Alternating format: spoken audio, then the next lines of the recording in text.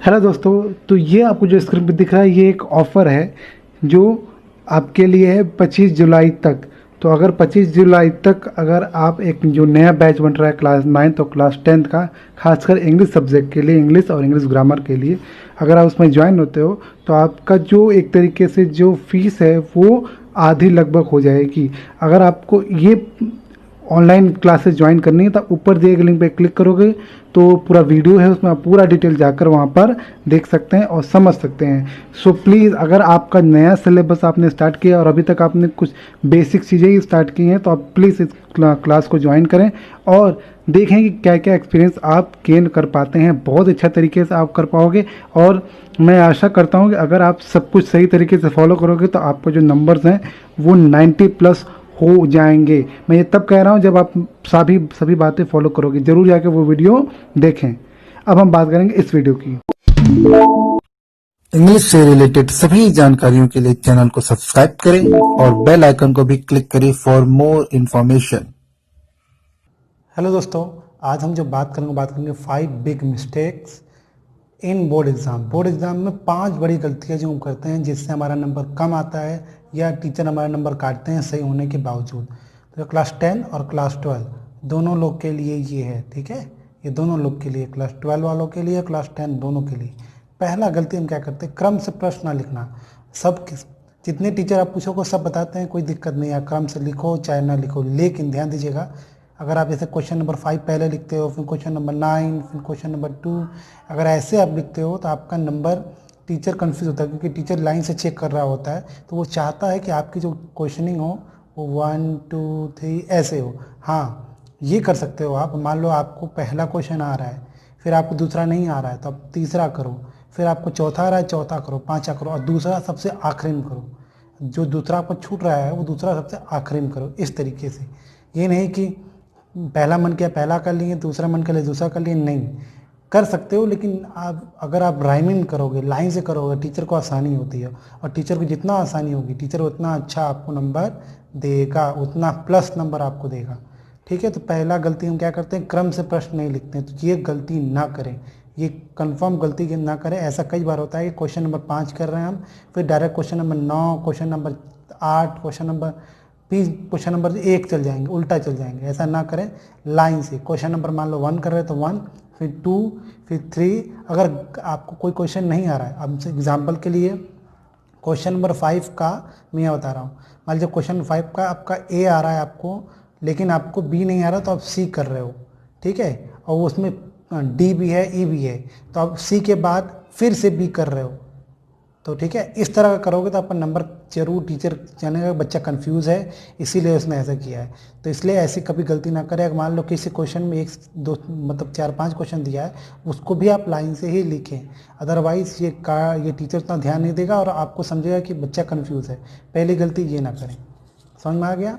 फिर देखिए दूसरी गलती क्या है, मैं एक एक पॉइंट बताते जा रहा हूँ। दूसरी गलती क्या है, हम क्या करते हैं, लिखा है, ध्यान से देखिए, ऐसे मैं कर दे रहा हूँ। लिखा है महत्वपूर्ण बिंदुओं पर चिन्ह न बनाना। कहने का मतलब कि कुछ इम्पोर्टेंट जो होता है उस पर हम या तो मार्क, या तो हम कोई मार्क बना दें, या तो उसको हम दूसरे पेन से लिखें, किसी डिफरेंट पेन से लिखें, या तो उसको हम मोटा बना दें।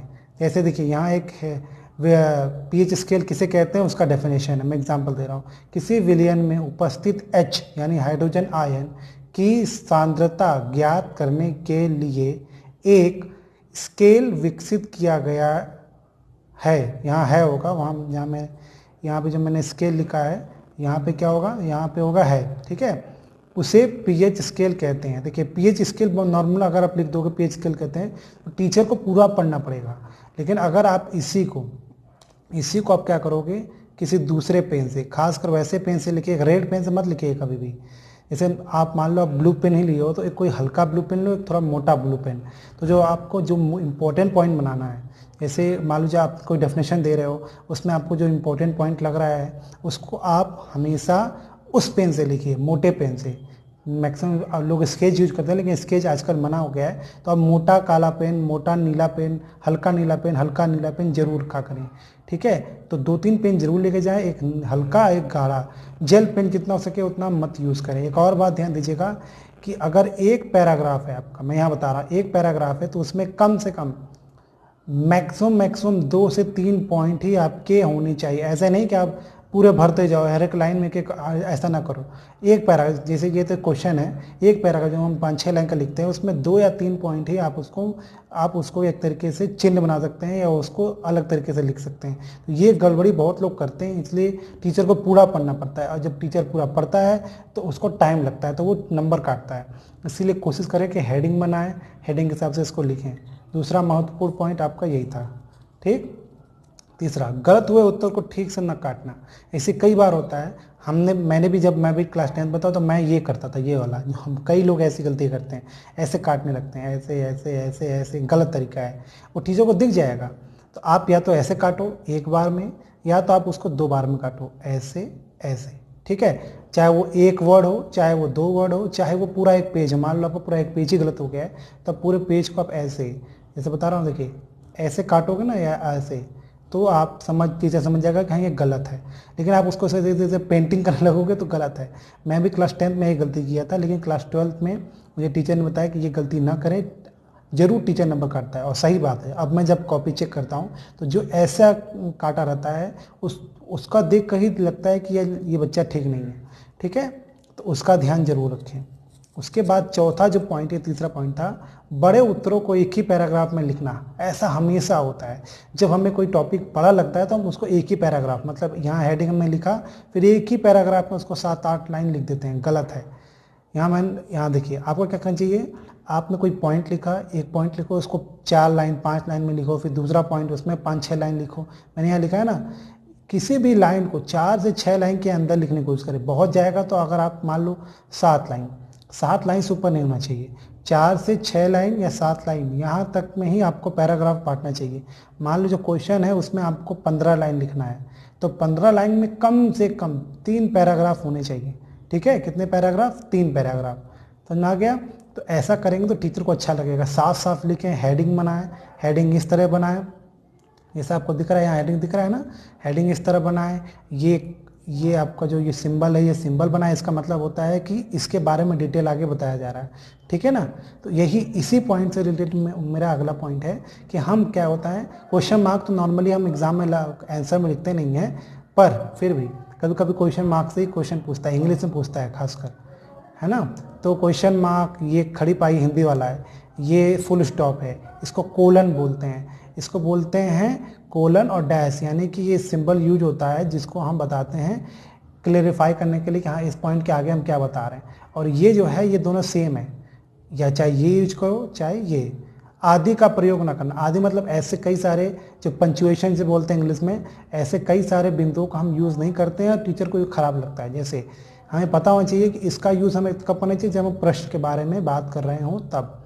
ये फुल स्टॉप ये है आपका, और ये है आपका जो हिंदी में खड़ी पाई लगाते हैं। ठीक है, तो समाप्त जिसे बोलते हैं, ये समाप्त करने के लिए होता है। तो कभी ऐसा ना करें, आप अभी से आदत डाल लें कि अगर आप कोई लाइन लिख रहे हैं तो लास्ट में उसके तो खड़ी पाई, देखो यहाँ मैंने डैश यूज़ किया, इस डैश का मतलब क्या है, इस डैश का मतलब ये है कि इसके बारे में डिटेल ये बताया जा रहा है। देखिए मैंने इसके पहले जो ये वाली पॉइंट थी इसमें डैश नहीं लगाया था, जो गलत है। यहाँ आप डैश आप लगाओ, ठीक है ना, डैश लगाओ, टीचर को लगेगा अच्छा इसके बारे में आगे कहा गया है। ठीक वैसे ही यहाँ जो डैश है इसका मतलब ये होता है कि इसके बारे में आगे कहा गया है। इसको बोलते हैं सेमी कॉलन, जो मैंने ऊपर नहीं बताया, इसको बोलते हैं सेमी कॉलन। ठीक है, एक बिंदु में दूसरा बिंदु, यानी अगर मान लो आप किसी एक टॉपिक पर बात कर रहे हो, यहाँ मैं समझा रहा हूँ, मान लो किसी एक टॉपिक पे आप बात कर रहे हो, ये आपने लिखा ढेर सारी पॉइंट, फिर आपको लग रहा है कि इसी में एक और पॉइंट है, तो आप ऐसे कॉमा लगाकर यहाँ उसके आगे लिख सकते हो, और चाहे तो आप एक लाइन छोड़ के आगे लिख सकते हो। ठीक है ना, ऐसा कई बार होता है कि एक मेन पॉइंट है उसमें आप लिख रहे हो, फिर आपको लगा कि यार इसके बारे में बताना जरूरी है, तो आप ऐसे सेमी कॉलन लगा के उसी के आगे या एक लाइन नीचे छोड़कर आप लिख सकते हो। इसको बोलते हैं सेमी कॉलन। समझ में आ गया ये वाला। फिर है आपका ये विस्तार। जब कोई चीज़ विस्तार करना हो, जैसे मैंने यहाँ आपको समझाया कि देखो यहाँ मैंने यहाँ भी नहीं बनाया है, तो यहाँ भी हमें बनाना चाहिए ऐसे। ये मैं इसके बारे में विस्तार बता रहा हूँ। जैसे आप ऐसे लिखते हो तो आप हेडिंग डालते हो, हेडिंग 1, उसके बारे में आप लिखते हो, फिर ऐसे डैश लगाते हो, है ना, तो वही इसको बोलते हैं विस्तार। तो विस्तार में ये भी यूज होगा, ये भी, दोनों यूज हो सकता है। लेकिन ध्यान दीजिएगा अगर विस्तार में यूज करें तो इसको मोटा यूज करिएगा, हमेशा मोटा, बड़ा नहीं मोटा। और ये होता है कथन, जब कोई बात कोई कह रहा हो, एग्जैक्ट वही कही गई हो, तो इसको जरूर लिखें। खासकर निबंध में या किसी महान व्यक्ति ने कोई बात कही, ये एग्जैक्ट वही कही है, तो उसको हमेशा डबल इन्वर्टेड कॉमा में लिखें, इससे आपका नंबर अच्छा होगा। और इसको हमेशा दूसरे पेन से लिखने की कोशिश करें। मान लीजिए इसको काला लिख रहा है, इसके अंदर नीला, अगर ये नीला लिख रहे हो तो ये काला, ठीक है, अगर ये काला लिख रहे हो तो ये नीला, इस तरह से लिखेंगे तो आपका नंबर कटने का चांस लगभग एक तरीके से 0% हो जाएगा। मतलब ऐसे, वैसे तो आपका नंबर हो सकता है आपने गलत लिखा है तो कट जाए, लेकिन अगर आपने सही लिखा है और इस तरीके से लिखा है जो मैंने बताया है, जो पांचों तरीकों से आप, मतलब ये पांचों तरीका अगर आप फॉलो नहीं करोगे और साफ साफ लिखोगे तो आपको 0% चांस है कि आपका नंबर कट जाए, ठीक है, माइनस हो जाए। मैं फिर से दोहरा दे रहा हूँ क्या क्या पॉइंट था। देखिए पहला पॉइंट क्या है, हमें क्वेश्चन को एकदम लाइन से लिखना है, बहुत ज़रूरी हो तभी हम क्वेश्चन को स्किप करेंगे, मतलब हटाएंगे, नहीं तो हम लाइन से लिखेंगे, पहला पॉइंट। दूसरा पॉइंट क्या था, महत्वपूर्ण बिंदुओं में हेडिंग बनाना या बोल सकते हैं चिन्ह बनाना। चिन्ह नहीं बना सकते तो आप कम से कम उसको मोटे पेन से या किसी दूसरे पेन से यूज़ करिए। तीसरा पॉइंट जो मैंने बताया था यहाँ पे कि अगर कुछ गलत हो जा रहा है आपको तो कोई आप इस तरीके से काटोगे या इस तरीके से, हेड अभी से आदत डाल लो। चौथा पॉइंट क्या बताया, हेडिंग, कभी कोई बड़ा क्वेश्चन हो तो उसको आप 4 से 5 से या 6 लाइन के पैराग्राफ में उसको बांट दें, ठीक है ना। फिर आखिरी पॉइंट, ये सब जो मैं चिन्ह बता रहा हूँ, ये सब चिन्ह, इन सब चिन्हों का आप यूज़ करें, अभी से ही यूज़ करें, ठीक है ना। तो इसमें अगर आपको कोई दिक्कत परेशानी हो तो मुझे कमेंट बॉक्स में ज़रूर बताइए। अगर आपको ये वीडियो अच्छी लगी तो ज़रूर इसको अपने दोस्तों को शेयर करें। और अगर आपको चैनल भी अच्छा लगा है तो प्लीज़ इसको सब्सक्राइब जरूर करें, और जितना से जितना हो सके इसको क्या करें, शेयर करें, ठीक है ना। जितना से जितना हो सके उसको शेयर करें, और वीडियो को अगर आपको अच्छा लग रहा है तो इसको लाइक कर दें, ठीक। और अगर कोई और क्वेश्चन पूछना है तो आप कमेंट बॉक्स में क्वेश्चन पूछ सकते हैं, अधिक जानकारी के लिए भी आप क्वेश्चन पूछ सकते हैं। चलिए इसी के साथ वीडियो का एंड करने वाले हैं। आपने वीडियो देखा उसके लिए आपका बहुत बहुत बहुत धन्यवाद। Thank you so much for watching this video.